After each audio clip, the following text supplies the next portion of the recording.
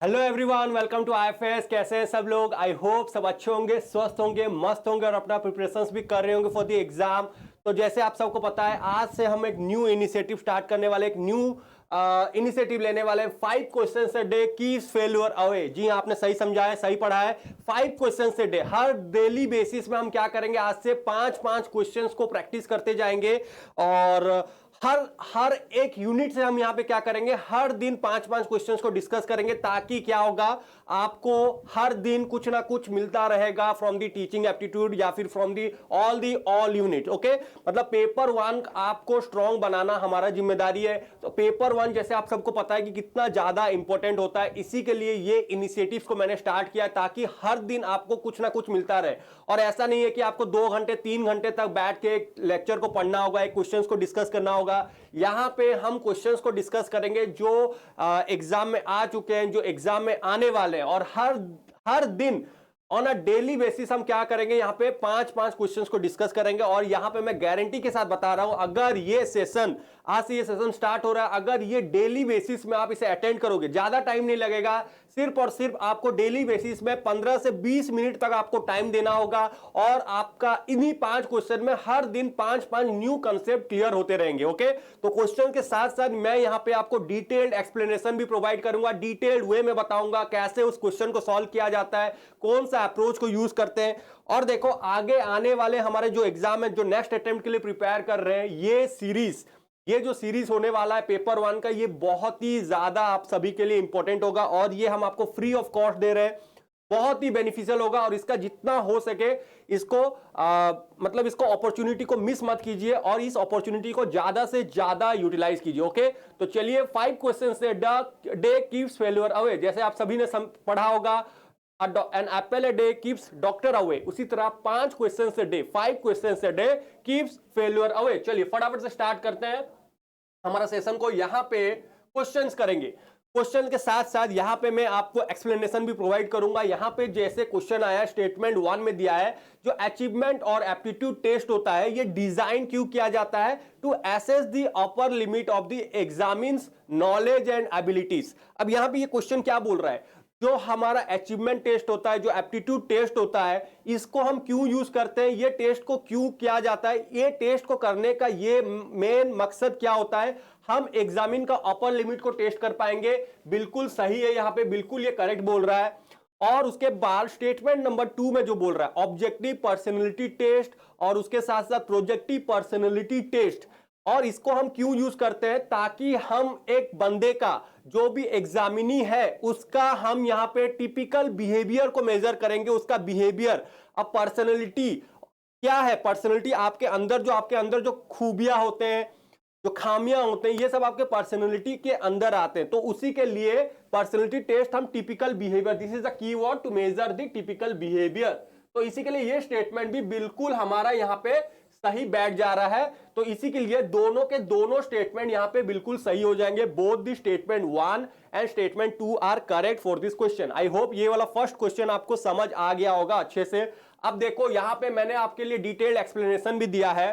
तो types of test क्या क्या होते हैं, हमारे टाइप्स ऑफ टेस्ट क्या क्या होते हैं, जैसे प्रोफिशिएंसी टेस्ट। अब प्रोफिशिएंसी टेस्ट क्या है, यहां पे मेजर किया जाएगा पीपल्स के एबिलिटी को in a language regardless of any training they may have had. Proficiency, आप कितना ज्यादा प्रोफिशिएंट हो, मतलब ये पर्सन्स का, एक पीपल्स का एबिलिटी टेस्ट किया जाएगा। ओके, अचीवमेंट टेस्ट, अब अचीवमेंट टेस्ट कब होता है, आपने कितना ज्यादा अचीव किया, to measure how much of the language thought during a period of time has been learned.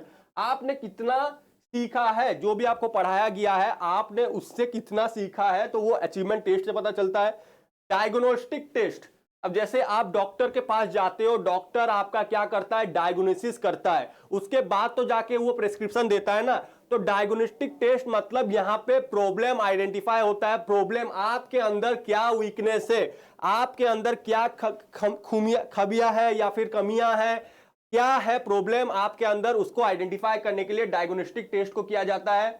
उसके बाद placement test, placement test basically आपने कैंपस में देखा होगा, कॉलेज कैंपस में देखा होगा कि आपका एक प्लेसमेंट टेस्ट होता है, या फिर कहीं भी कोई भी कॉलेज ज्वाइन करने से पहले सबसे पहले आपका प्लेसमेंट टेस्ट होता है। Okay, to place the student at the stage और class appropriate to their abilities.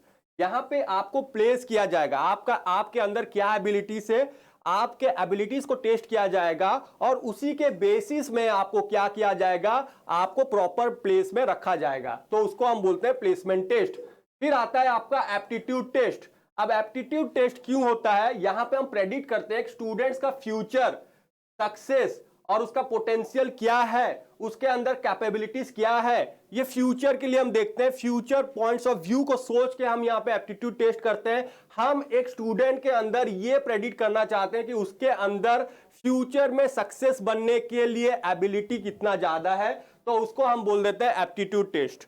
Okay, I hope यहां तक आप सभी को समझ आ गया होगा। ये क्वेश्चन नंबर 1 इसी के साथ पूरा कंप्लीट होता है। अगर आपको नेक्स्ट टाइम कहीं से भी क्वेश्चन आता है, proficiency test, achievement test, diagnostic test, placement test और एप्टीट्यूड टेस्ट, तो ये डेफिनेटली आप इस क्वेश्चंस को राइट कर पाओगे। ओके, चलिए आगे बढ़ते हैं।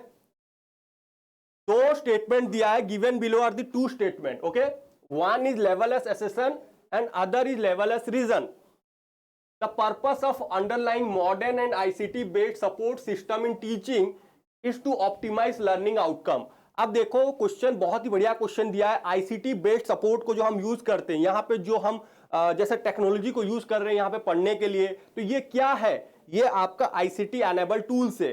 अब यहाँ पे जैसे गूगल मीट, कोविड के टाइम में गूगल मीट का यूज हो रहा था, जूम का ज्यादा से ज्यादा यूज हो रहा था। अब ये सब क्या है, ये सब आईसीटी बेस्ड सपोर्ट सिस्टम है। इसको हम यूज करके हमारा लर्निंग आउटकम्स को ज्यादा से ज्यादा प्रोडक्टिव बना सकते हैं। इसी का मेन पर्पस यही होता है।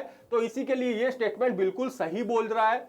ओके, और रीजन में दिया है, अगर आपके पास एक इफेक्टिव इंस्ट्रक्शनल सपोर्ट सिस्टम होगा, उसको आपको लिंक करना होगा ताकि आपको एक एनहांसमेंट मतलब आपको एक एनहांसमेंट लर्निंग कंडीशन मिलेगा। तो ये स्टेटमेंट भी बिल्कुल सही बोल रहा है। अगर आप देखते हो रीजन जो भी दिया है, यहां पे रीजन जो भी दिया है वो एसेशन को बिल्कुल फॉलो कर रहा है, बिल्कुल फॉलो कर रहा है। क्या कर रहा है, हम आईसीटी एनेबल टूल्स को यूज क्यों करते हैं, ताकि हम ज्यादा से ज्यादा हमारे जो लर्निंग कंडीशन है, जो लर्निंग आउटकम्स है, उसमें प्रोडक्टिविटी लेके आ सकेंगे। इसी के लिए both A and R are true and R is the correct explanation of A. इसी के साथ आपका ऑप्शन नंबर 1 बिल्कुल सही उत्तर हो जाता है। आई होप ये वाला क्वेश्चन भी आपको समझ आ गया होगा। देखो ICT for teaching and learning क्या क्या है, what are the ICT for teaching and learning. जैसे टीचिंग हो गया, जैसे आपका diagnostic and teaching, remedial teaching हो गया, development of reasoning and thinking हो गया, इंस्ट्रक्शनल मटेरियल डेवलपमेंट हो गया, इवैल्यूएशंस को आप यूज कर रहे हो, और साइकोलॉजिकल एनालिसिस को भी यूज कर रहे हो आप यहाँ पे। ओके, तो ये सब आपके आईसीटी टीचिंग लर्निंग में यूज होते हैं। क्वेश्चन नंबर 3 दिया है, following is a list of some basic teaching competencies identified through various researches on teaching. अब आपको पूछा यहाँ पे कौन सा चीज यहाँ पे बिहेवियरल कॉम्पिटेंसीज में आता है। 2 तरीके का कॉम्पिटेंसीज होता है, एक बिहेवियरल कॉम्पिटेंसीज, एक होता है आपका पर्सनैलिटी कॉम्पिटेंसीज। अब यहाँ पे बिहेवियरल कॉम्पिटेंसीज में क्या आएंगे, पर्सनैलिटी मतलब जो आपके खुद के अंदर आपका लोकस ऑफ कंट्रोल कैसा है, आपका इंटरनल लोकस ऑफ कंट्रोल कैसा है, आपका एक्सटर्नल लोकस ऑफ कंट्रोल कैसा है। बट यहाँ पे क्वेश्चन पूछा है आपको बिहेवियरल कॉम्पिटेंसीज। अब बिहेवियर आपके अंदर आप कैसा बिहेवियर शो कर रहे हो, वो एक्सटर्नल एक लोगों को पता चलेगा, एक एक्सटर्नल एनवायरनमेंट को पता चलेगा। और वो पता कैसे चलेगा, आपका प्लानिंग कैसा है। Planning is related to behaviour, आपका बिहेवियरल कॉम्पिटेंसीज में आता है। सेल्फ एफिकेसी नहीं आता है। ओके, सेल्फ एफिकेसी नहीं आता है तो ए को आप एलिमिनेट कर सकते हो, ए एलिमिनेट हो गया, बी आएगा। अब बी यहां पे है, यहां पे दिया है, इसको भी आप एलिमिनेट कर सकते हो। यहां पे मैं आपको अप्रोच भी बताऊंगा, क्वेश्चन सॉल्व कैसे करते हैं एग्जाम में, वो अप्रोच में आपको बताऊंगा। तो देखो सी और डी में से कोई एक आंसर होगा, सी और डी में से कोई एक आंसर होगा। तो फ्लेक्सिबिलिटी तो नहीं होगा, इसको भी आप एलिमिनेट कर सकते हो। Locus of control, locus of control जो होता है आपके अंदर क्या कंट्रोल कैसा है, इंटरनल लोकस ऑफ कंट्रोल है या फिर एक्सटर्नल लोकस ऑफ कंट्रोल है। इन लोकस ऑफ कंट्रोल नहीं आएगा। ओके, तो सी को भी आप एलिमिनेट कर दो। आपका प्लानिंग कैसा है, आप प्लानिंग कैसे कर रहे हो, और उसके साथ साथ आप कम्युनिकेट कैसे कर रहे हो। मतलब बी और डी आ जाएंगे, बी और डी यहां पे बिल्कुल सही उत्तर बैठ रहा है। ओके, आई होप ये वाला क्वेश्चन भी आपको क्लियर हो गया होगा।